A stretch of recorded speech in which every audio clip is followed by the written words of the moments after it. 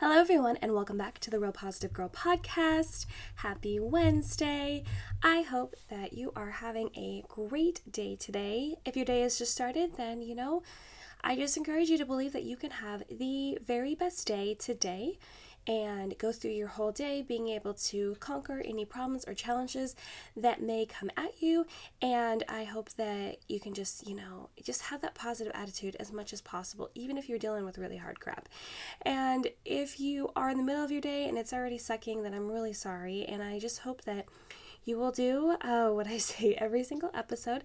Find at least 5 minutes of time where you can just be alone and find that peace, reground yourself, come back to baseline and just kind of like regroup and figure out what you can do to problem solve whatever things are getting in your way and to make sure that you have a good rest of the day for however much longer the day is going to last for you. So, just continuing to be positive about your day, not just throwing it all away because a couple things come up. We can always salvage whatever is left of the day, no matter what we have gone through, and just find some things that we are grateful for and that are blessings in our life. So, again, happy Wednesday. Just a reminder that this week we are talking about emotions and breaking down a few of those this week. And I will say that I think that each topic that I talk about this week should have its own week where we break it down in even more detail, which I will do in the future. But for now, I kind of want to just lay a little bit of groundwork for each one of those and just talk from the heart. So today, Wednesday, we are going to be talking about depression. So let's go ahead and just jump right in. Let's start by talking about how depression is something that can easily be hidden. And I totally mean this because I feel like depression is stereotyped in the media where people think that, if you're not sad or you're not sitting in a ball in the fetal position in your room, you're not crying, you're not always sad and negative, that you could not possibly be depressed. But honestly, depression can be as easily hidden as so many other mental illnesses, mental struggles that everyday people can have. A lot of times you may not even know if someone has depression, especially if they have gotten really good at hiding the symptoms, because a lot of times if you're going through a struggle, you don't necessarily want everyone to know, especially if you don't have a support system close to you. You definitely don't want anyone to know because you have a fear of judgment, you have a fear of people feeling pity over you, you have shame. There are all these things that go along with that. So I definitely want to point that out. It's also something that affects people differently, as with most mental health struggles, but there are some commonalities, of course. There are so many small characteristics that can be identified as having depression without the typical outward appearance of being sad or down or blue, like I already mentioned. And simply, the need to worry and control your environment is a clue to someone possibly having depression. And I resonate with this so well because I worry and have control issues up the wazoo, and it's something that I am continuously trying to get under control and really, it's kind of ironic, getting my control issues under control, but you know what I mean, and just the need to worry, those are definitely clues that maybe you never thought of that can be likened to depression. Focusing on the well-being of others, but keeping your inner world a secret is another one. Like I spoke before, a lot of times people with depression don't necessarily want anyone to know that. You don't want anyone to know what is truly going on with you. Again, it's shame, it's fear of judgment. You don't want people, also, something for me is I don't want people to know and then come wandering into my life and acting like they have all the answers and they feel like they have the need to tell me what to do. Or you have the people that could be like, no, you're not depressed, and they don't believe anything you're saying and they can't possibly resonate with anything that you're talking about. And there are so many reasons why people would want to keep it a secret. And it's actually a really dangerous thing that people want to keep it a secret, because if you keep it a secret for too long and don't reach out for help or have a support system, it could just get worse and worse and worse to the point where people can tell outwardly that you are depressed because it's just gone on for so long. Or they won't know, and then you just get better and better at hiding it, and then one day something terrible happens and the person that has depression might make a mistake, make a wrong choice, make a decision in the heat of a moment, or maybe they have been deeply thinking about it. And I'm talking about self-harm, suicidal ideation, actual suicide, doing those kind of things, or acting out in some other way that could really risk their life and those in it. So, like I said, this is why it's important to, whether you have depression or maybe you don't realize that you have depression and you could see these symptoms and really be able to evaluate and use this topic, these symptoms that I'm going to tell you, that I have been telling you rather, and really evaluate whether you feel like you have depression or not, or if you don't have depression and you know that for sure, but just being aware of these could help you identify depression in someone that you know that may have been hiding it, and you can find a way to talk to them and reach out to them and help them, because even if they don't ask for help, and I do believe the whole thing about like you can't help those who don't want to help themselves, but you could at least reach out and just offer and be there and be a source for them when they are ready to ask for help. And so depression can also cause you to have both good and bad and good days. It's not just all terrible days. There can be days in there that are fine, manageable, and they give you the energy to keep going. But then there's those other days where you just feel so down, so sad, so like life is ending, hopeless. You just don't even understand what's going on with your life. And again, these are definitely things that can be hidden. And another reason why it's easy to hide depression is because you can have those good days where everything is manageable, everything is fine. You just feel so good. The sun is shining. Everything is going the right direction. You found enough distractions where you're not thinking about things that are, inflicting on you and contributing to your depression. So it's just another thing to really think about. Don't assume that everyone that has depression is always sad all the time. They can definitely have good and bad days and medium days. Something that I can identify with is acting out recklessly to cope with what's happening and what you are feeling, which is a very common thing. And I think I mentioned it before. I was mentioning more extreme versions of like self-mutilation and suicidal ideation and suicide. But there's other things you can do. I have done this in the form of like shopping, going off in a rage, saying things that I seriously regret, things like that. And in regards to shopping, it's just like you just go and you spend more money than you should, than you have, you rack up debt. Going off in a rage, just taking all your emotions out on everyone. There was a point actually for me personally where I was in such a rage that I literally was just like yelling and screaming, and I really honestly did not think I had control over my body. It was just all coming out, and luckily I had my husband there and he kind of took control of the situation. But things like that, saying things that you seriously regret because you're in such a rage, because you're so upset, you're angry, you don't feel like anyone understands what you're going through. But there are so many other examples that are out there, and that's why I mentioned at the top is that everyone experiences depression differently.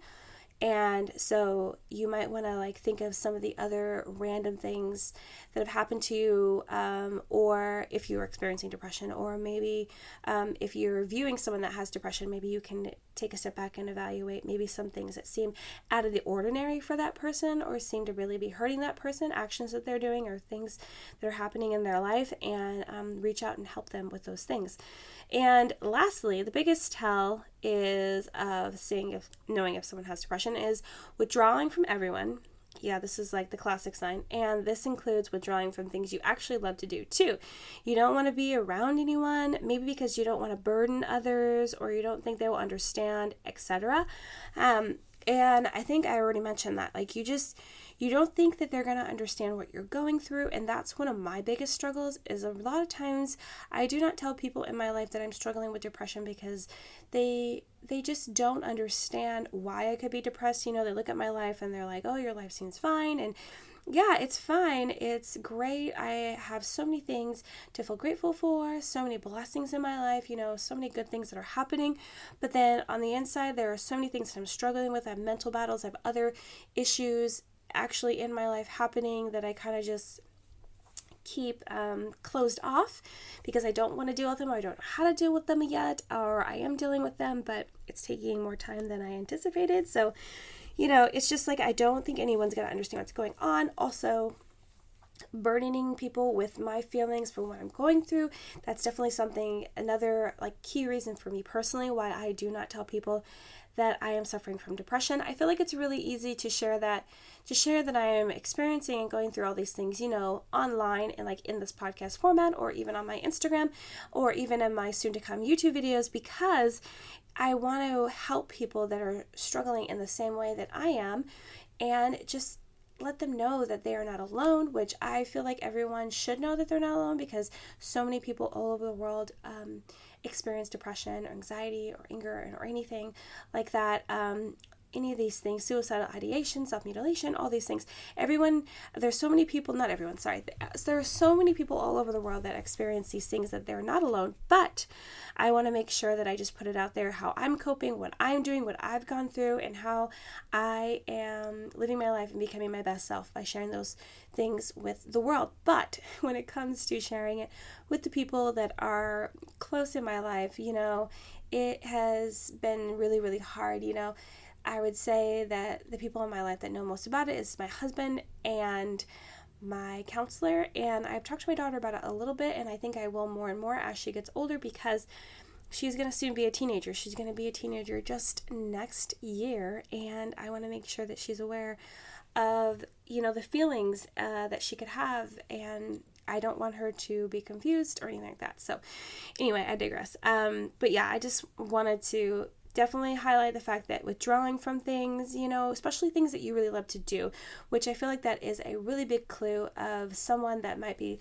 looking into someone's life that might have depression and wanting to help them, is if they're withdrawing from things and like being invited to parties and stuff and they don't normally go to those things and they're like, no, I don't want to go, that's one thing. But if you literally invite them to go to a concert to see their most favorite person and they're like, no, I don't want to do that, like it's a really big red flag that you might want to reach out and be like, hey, what's going on? How can I help you? What can I do for you? Not overly pressing them, but just, putting that message out there. Hey, I'm here for you. I want to help you. So let me give you some ideas on how to overcome and combat depression. Just a couple ideas. One of my favorite things to do is to get outside and be in the sunshine. Even if it's not super sunny, just a clear day can be so beneficial. I feel like getting outside in the sun really re-energizes me. It just makes me feel so happy, so alive, awakens my spirit a little bit, where I'm just like, oh, okay, like it's sunny outside, it's nice, even with how my work from home setup is right now, I have my desk right in front of a window, and so I'm able to like see outside. So even if I'm not able to step outside, just seeing that it's sunny outside, or seeing like the sky is kind of blue, and seeing the trees and all the greenery and everything, and the animals outside, like, bunnies and squirrels and things like that, it really just re-energizes me, makes me happy. And I don't know what it is. It's just knowing that you are a part of this whole big world, and knowing that all you have to do is just kind of like step away and just be grateful for just the environment around us, at least outside. Because if in your house it's like a crazy environment, then I understand that's even more reason why to step outside. Even if it's raining, sometimes I love to just step outside and smell the rain and just feel so calm. So I encourage you to try that. Something else that is helpful is doing your best to stay connected. I myself have a really bad habit of disconnecting myself from people in my life, but I also feel so great after I spend time in person or on the phone with these people that I am closest to. I think I've mentioned this before. I feel like I'm going through a season of life where I just need to be disconnected from people. I will still call people. I guess I will call them back, because people will call me, and I'm not a big on the phone kind of person. I find it kind of awkward for me personally. But I will call them back if they call me and have that conversation over the phone, or we'll text. I really prefer like written message. So if I'm able to just text someone, or even, when I was younger, I remember a whole summer where I would write letters back and forth to my best friend, and I've always wanted to do that with like adult friends in my life, and I might try to do that. But I just find that so much more personal, and it's the joy of waiting for something to come back to you, and I don't know. But anyway, just during the research that I did, it is one of the most touted things to do is to stay connected with those in your life, your friends, your family, and so that you can continue to have a support system and have those people in your life to lean on and feel like you are not alone. Another practical suggestion is to make sure you're getting quality sleep and exercise. I always feel great after I exercise. I feel accomplished and proud and ready to take on another thing in my life. I just love exercise. It is definitely one of the key things that I do to not feel so depressed or be so overwhelmed, and it helps a lot with the mental struggles that I go through. So I really encourage you to do that, and I'm not saying that you necessarily have to go out there and weightlift or anything like that. Like, I prefer weightlifting and a little bit of cardio, but you can even just go for a walk. That can really help you clear your mind. You get to get outside, hopefully in the sunshine. If you have a dog, take your Doge for a walk, and it feels so refreshing, and it just helps you to really gain more clarity. Something I mention all the time is to have a mantra or a place where you store motivational content. Last week I did a series about motivation, and I did a whole episode about having a place to go to get remotivated, a place where you keep like quotes and motivational pieces and everything like that. So if you're interested, go ahead and check out one of the episodes last week. It's definitely one of the motivational ones. And things that encourage you and give you a little bit of hope when you feel like you're in a dark place. So I would encourage that. Like, you can develop a mantra, which is basically just like a sentence or a couple sentences that you memorize and you say to yourself when you are having a hard time, or where you just need to reground yourself or remind yourself of something positive. Or you can just go have a resource where you go and read motivational quotes, whether it's a page on Instagram or a folder on Pinterest, or maybe you have a wall of quotes that you posted up in your house. Whatever, it all works, and it can all help you step away from that dark place that you might be entering, or if you're already there, it might help pull you out of that. My last suggestion, and something I also mention all the time, is to seek professional help. It's never too late, and for sure not something to be ashamed of. I will say this probably most episodes all the time. I encourage you that if you feel like none of these tips work for you, you felt like you've tried it all, then you probably haven't tried professional help. And if you have tried professional help and it hasn't worked, that just means that you haven't found the right professional to help you. So believe me, I've been down the road where I've had many different counselors. Some worked for me in some seasons and some of them didn't, and I had to change to a different one to really fit the needs of the season that I was in my life. So I encourage you that if you have tried that and it hasn't worked out for you, just keep looking. I know it's really exhausting to have to retell your story over and over again, but I would really encourage you to just reach out and try to find the one that's going to fit you best, and really dive into those sessions and work on whatever you are struggling with, because it's okay, because we're all struggling with something, and we definitely just want to better ourselves and become our best selves. So there's nothing wrong with getting professional help for that. So, oh my gosh, I feel like this was probably a long one, but if you stuck to the end, I really appreciate it. I hope that this episode was really helpful. Again, happy Wednesday. If you really enjoyed this episode and feel like someone else would benefit from it, I really appreciate it if you could share it with them. And I hope that you do come back for tomorrow's episode on Thursday, and we'll continue to be talking about emotions. If you have any questions, feel free to email me or visit me on Instagram. All those details are in the description. Also, all the notes for the show are in the description as well. So I hope that you have an absolutely fantastic day, and I will see you tomorrow. All right, awesome. Thanks, guys. Bye.